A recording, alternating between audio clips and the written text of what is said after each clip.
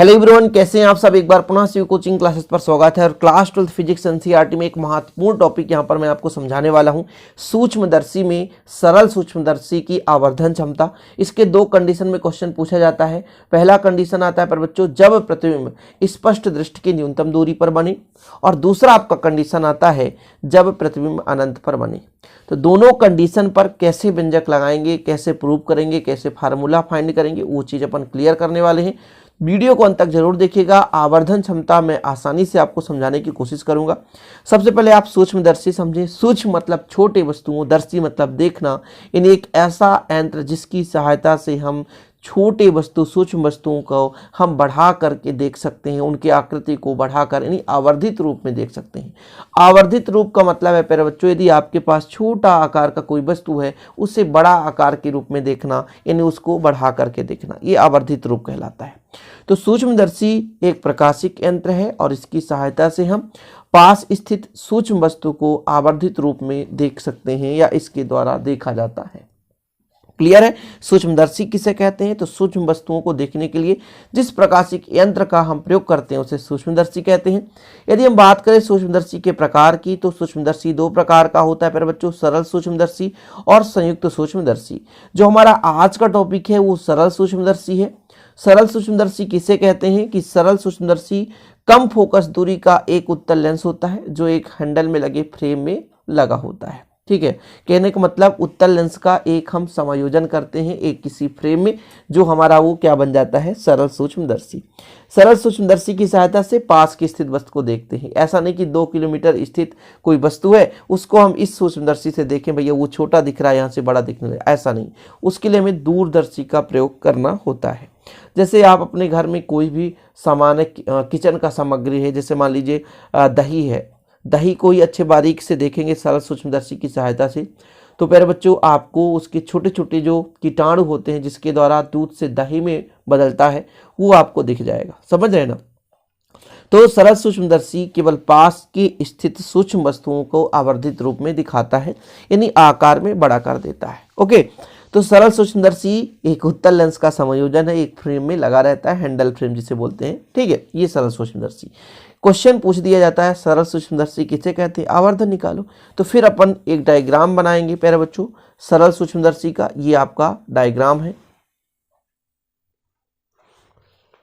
तो डायग्राम को पहले थोड़ा सा समझना जरूरी है। जैसे हमारे पास एक उत्तल लेंस है, उत्तल लेंस को हम, है ना, उत्तल लेंस के सम्मुख एक वस्तु को रख देते हैं जिसका अंतिम प्रतिबिंब a डैश b डैश या a1 b1 आपको दिख रहा है। ये लास्ट प्रतिबिंब बनता है। इसका आकार थोड़ा सा छोटा है, लेकिन देखिए प्रतिबिंब का आकार a1 b1 बड़ा है। ठीक है, ये प्यारे बच्चों है ना आपका एक डायग्राम बन चुका है। यहाँ नेत्र इसलिए लगा है क्योंकि नेत्र की सहायता से हम पहले उत्तल लेंस को देखते हैं और उत्तल लेंस के सम्मुख हम वस्तु को रखते हैं जिसका आवर्धित रूप प्राप्त करना होता है। अब हमारा आवर्धन क्षमता का मतलब क्या है? कि वस्तु के अपेक्षा आकार कितना बड़ा दिखाई दिया, मतलब वस्तु के सापेक्ष प्रतिबिंब कैसा हमें मिल रहा है, ये हमारा उसका आवर्धन क्षमता है। यानी प्रतिबिंब द्वारा नेत्र पर निर्मित या अंतरित कोण, जैसे प्रतिबिंब का कोण बीटा है और वस्तु का कोण हम अल्फा मानकर चल, ये वस्तु है ये इसके बराबर है इसलिए यहां से कोण मानकर चल रहे हैं अल्फा। तो प्रतिबिंब द्वारा नेत्र पर अंतरित कोण और स्पष्ट दृष्टि के न्यूनतम दूरी पर, मतलब जिसे हम देख सकें। न्यूनतम दूरी मतलब वह दूरी जिसे हम स्पष्ट दृष्टि से देख सकते हैं। तो स्पष्ट दृष्टि के न्यूनतम दूरी पर, है ना, वस्तु द्वारा जो नेत्र पर अंतरित कोण होता है अल्फा, उसके अनुपात को हम आवर्धन क्षमता कहते हैं।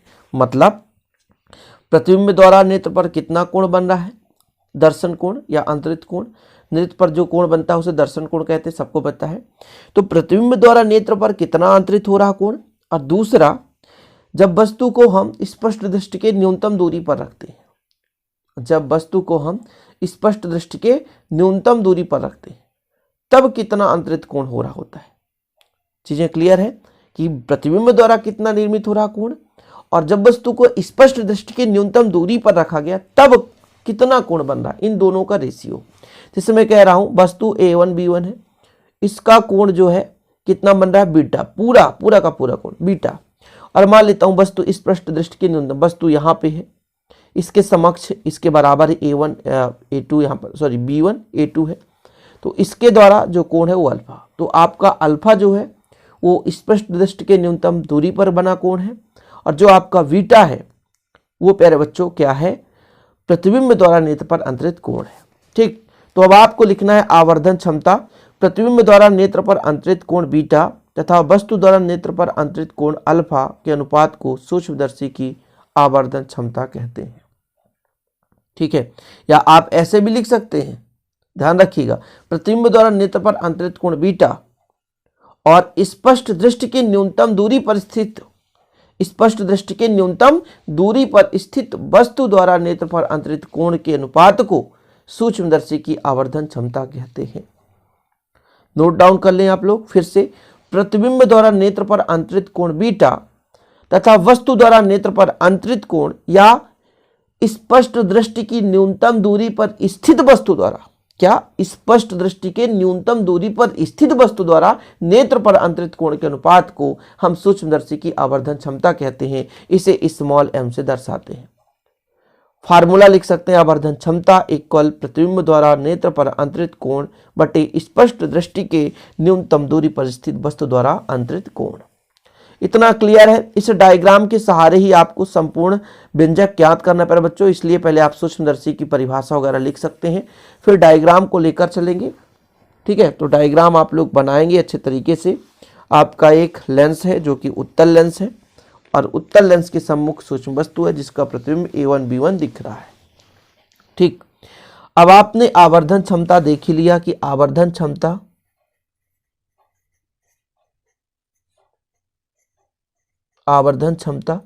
स्मॉल m बराबर क्या कहा गया प्यारे बच्चों, क्या कहा गया, प्रतिबिंब द्वारा निर्मित अंतरित कोण यानी बीटा और स्पष्ट दृष्टि की न्यूनतम दूरी पर रखे वस्तु द्वारा निर्मित कोण यानी बीटा बटे अल्फा।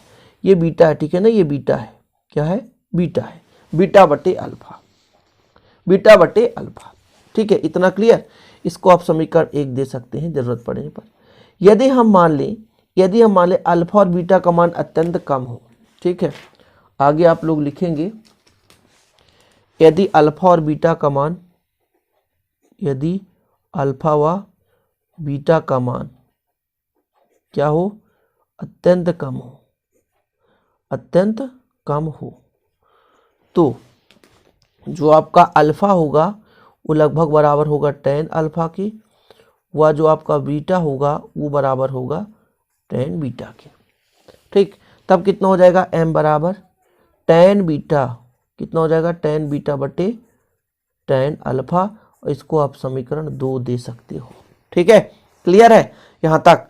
tan बीटा, tan का सूत्र क्या होता है प्यारे बच्चों, tan का सूत्र होता है लंब बटे आधार।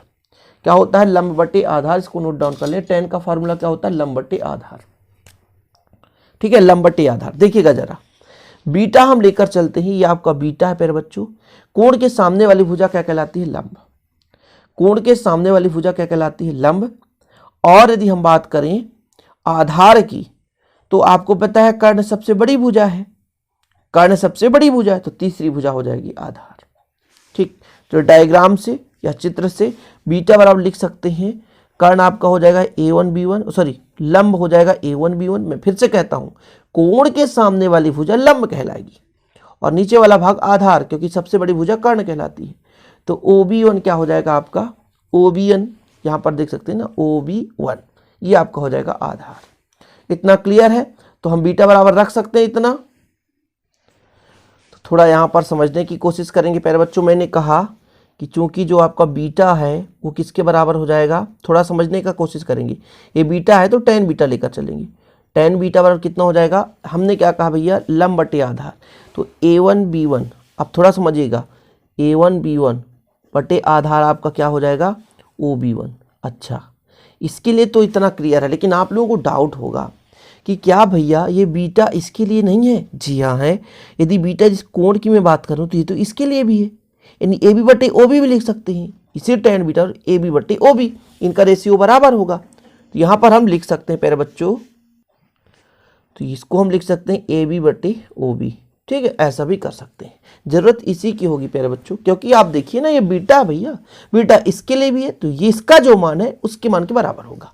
ये आप लोग कंफ्यूज मत होना, बुक में ऐसा नहीं रहता, डायरेक्ट यही रहता है बुक में, आपको फिर समझ में नहीं आता कहाँ से आ गया। तो हमने कहा लंब बटे आधार, लंब बटे आधार टेन थीटा बराबर, तो टेन बीटा का मान निकाल लिया। इसी प्रकार यदि हम आपसे कहें, इसी प्रकार यदि हम कहें टेन अल्फा, अल्फा को देखो भैया, अल्फा जो है, अल्फा तो ये वस्तु के लिए है, ए टू बी, ठीक है, वस्तु के लिए, तो हमने कह दिया ए टू बी बटे हम कर सकते हैं ओ बी, यहां पर देखिएगा ना ओ बी, थोड़ा देख लीजिए नहीं गड़बड़ हो जाएगा, ओ बी वन हो गया। लेकिन यहां पर ए टू बी जो है वो ए बी के बराबर ही है, और स्पष्ट दृष्टि के न्यूनतम, स्पष्ट दृष्टि से दूरी हम मान चलते हैं कि वस्तु को डी दूरी पर रखते हैं, वस्तु को कहां रखते हैं, डी दूरी, स्पष्ट दृष्टि की न्यूनतम दूरी पर रखना है। फिर से आप कंफ्यूज हो जाएंगे भैया, हमने कहा बीटा का मान है a1 b1 बटे ओ बी वन। अच्छा, ये बीटा का मान इसके लिए भी होगा ना भैया, सेम कोण अंतरित करता है, ए बी बटे ओ बी, ये दोनों बराबर होगा, ऐसा कर सकते हैं। अच्छा, अल्फा बराबर, ये आपका लंब है, ये आधार है, तो a2b1 बटे आपका हो जाएगा ओ बी वन। लेकिन ये जो a2b1 है वो ए बी के बराबर है, इसको रख देंगे हम ए बी, दोनों का मान बराबर होगा ना, देख सकते हैं आप। अच्छा, अब हमने पढ़ा है कि वस्तु कहां पर हो, स्पष्ट दृष्टि की न्यूनतम दूरी पर हो, तो इसको हमने मान लिया डी। तब समीकरण दो क्या कहता है प्यारे बच्चों, स्मॉल एम इक्वल कितना, स्मॉल एम, टेन बीटा का मान कितना है, ए बी बटे ओ बी, और इसका मान कितना है, ए बी बटे डी। ए बी से ए बी कैंसिल हो जाएगा, बचेगा एक बटे ओ बी अपॉन एक बटे डी, डी ऊपर चला जाएगा और नीचे ओ बी आ जाएगा। ये स्मॉल एम का मान आ गया। ओ बी क्या है, ये वस्तु की दूरी है, ठीक है, ओ बी क्या है, वस्तु की दूरी है, चिन्ह परिपाटी से, आगे लिखेंगे आप लोग किससे, चिन्ह परिपाटी से, स्मॉल एम बराबर डी भी माइनस में होगा प्यारे बच्चों, यू भी माइनस होगा, क्योंकि लेंस के दोनों लेफ्ट में, बाएं में है, माइनस माइनस कट गया तो डी बटे यू हो गया, एम बराबर डी बटे यू, और ये समीकरण 3 हो गया। ये आ गया आवर्धन क्षमता। लेकिन अभी कंडीशन लगाना है, जब प्रतिबिंब स्पष्ट दृष्टि के न्यूनतम दूरी पर हो, तो कंडीशन पहला लगाना है प्यारे बच्चों, जब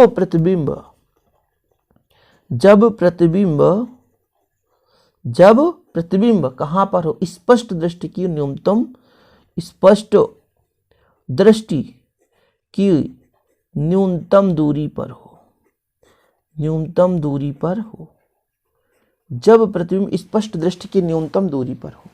थोड़ा समझिएगा, लेंस सूत्र किससे पता है, मतलब किसको किसको पता है, लेंस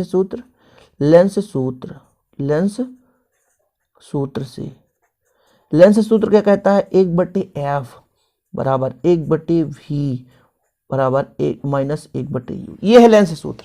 जब प्रतिबिंब स्पष्ट दृष्टि की न्यूनतम दूरी पर हो, प्रतिबिंब कहां हो, न्यूनतम दूरी, स्पष्ट दृष्टि, जिसको हम मानकर चले हैं डी, ठीक है ना, तो एफ हमारा तो एफ ही रहेगा प्यारे बच्चों। लेकिन प्रतिबिंब की दूरी भी होती है, और बोल कर रखा है स्पष्ट दृष्टि की न्यूनतम दूरी पर हो, माइनस डी करेंगे। यू हमारा भैया, यू आपको पता है ना, वस्तु की दूरी हो, वस्तु किधर है, लेफ्ट साइड, तो माइनस यू कर देंगे। हमने भी बराबर माइनस डी क्यों रखा है, क्योंकि हम बता रहे हैं ना, प्रतिबिंब स्पष्ट दृष्टि की न्यूनतम दूरी पर हो, यानी डी दूरी पर हो, और प्रतिबिंब भी किधर बन रहा है, आप देखें लेफ्ट साइड पर बाएं पक्ष पर बन रहा है, तो चाहे वस्तु हो या प्रतिबिंब हो, यदि बाएं पक्ष पर है प्यारे बच्चों, चाहे वस्तु हो या प्रतिबिंब हो, यदि बाएं पक्ष पर है तो उसकी दूरी को हम पॉजिटिव से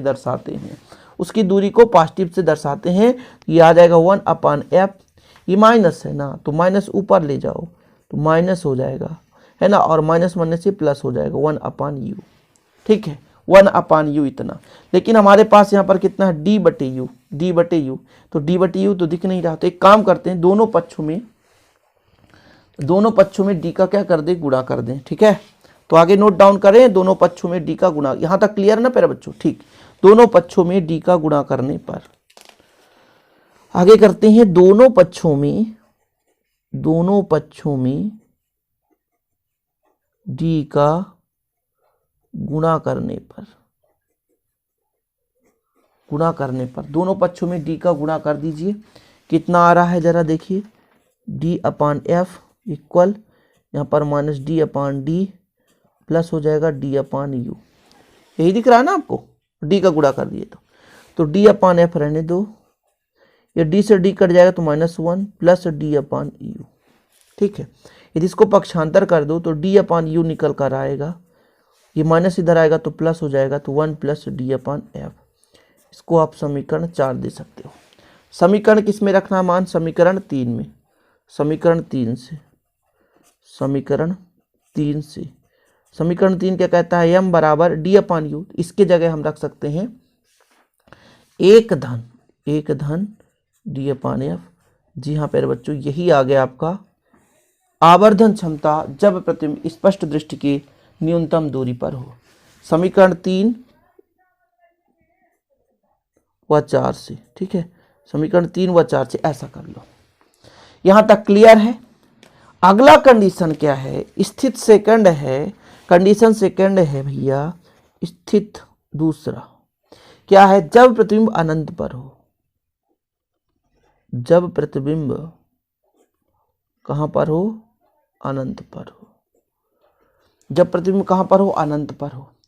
ठीक है, अनंत पर होता है, जब प्रतिबिंब अनंत पर होता है तो वस्तु कहां पर होती है, फोकस पर होती है। ठीक है, इस स्थिति में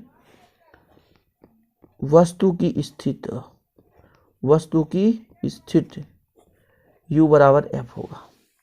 तो इसलिए स्मॉल m का मान कितना था प्यारे बच्चों, d अपान यू था, u की जगह f कर दो। यही आ गया क्या, आवर्धन क्षमता जब प्रतिबिंब अनंत पर हो। तो कंप्लीट हो गया आज का सरल सूक्ष्मदर्शी। इसकी उपयोगिता लिखना है तो लिख सकते हैं, इसका उपयोग प्रयोगशाला में वर्नियर कैलिपर्स का पाठ लेने में सूक्ष्म मापन के लिए किया जाता है। घड़ी साज घड़ी के पुर्जों को बड़े आकार में देखने के लिए करते हैं। ज्योतिषों के द्वारा हस्तरेखा देखने के लिए तथा खुफिया पुलिस द्वारा उंगलियों को निशान देखने के लिए इसका प्रयोग किया जाता है।